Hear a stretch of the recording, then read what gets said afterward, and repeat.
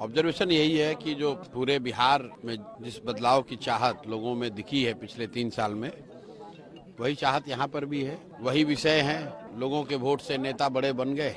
लोगों ने जाति के नाम पर, धर्म के नाम पर, नाली गली के लिए, 5 किलो अनाज के लिए, मंदिर मस्जिद के लिए वोट दे दिया। जिस नेता ने भी वोट लिया तो वोट लेकर बड़ा बन गया। और जो लोग हैं उनकी अपनी जो हालात हैं, उनके बच्चों की जो दुख तकलीफ है, उसमें कोई परिवर्तन नहीं। वो नेता चाहे सामान्य विधायक है, मंत्री है, या राघोपुर के केस में मुख्यमंत्री उप मुख्यमंत्री है। तो यही बात हम लोग बता रहे हैं कि भाई जब तक आप वोट अपने लिए नहीं देंगे, अपने बच्चों के लिए नहीं देंगे, तब तक कोई भी जीत कर जाएगा तो उससे राहत नहीं मिलेगी। राघोपुर में लोग बता रहे हैं कि अभी 3 महीने लोग बाढ़ में फंसे हुए थे, कोई देखने नहीं आया। पूरा कटाव बहुत बड़ा मामला है। लोगों को ऐसा लग रहा है कि जमनिया के बाद शायद राघोपुर के कुछ गांव डूब सकते हैं, लेकिन कोई सुध लेने वाला नहीं है।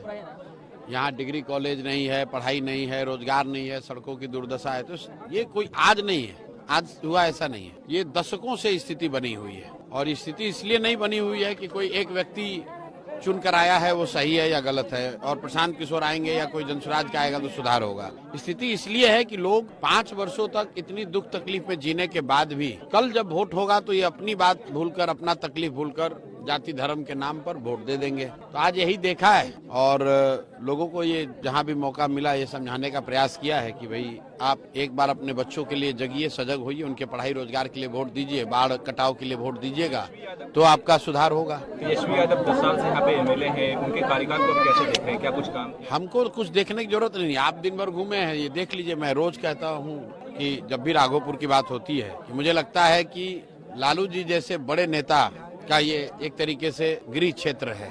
राज्य के मुख्यमंत्री और उप मुख्यमंत्री का विधानसभा क्षेत्र इतना पिछड़ा पूरे देश में कोई नहीं होगा। मैंने बिहार का भी जिक्र किया, अभी नालंदा का।